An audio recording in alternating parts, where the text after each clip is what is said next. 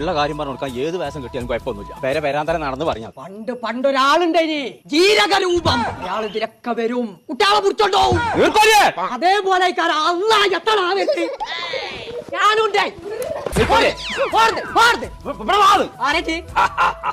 മാവേലി മൈമാലിയോ ആരടിച്ച് തുടങ്ങി കൊമ്പങ്കാട് കോയ പടച്ച തമ്പുരാനെ തവള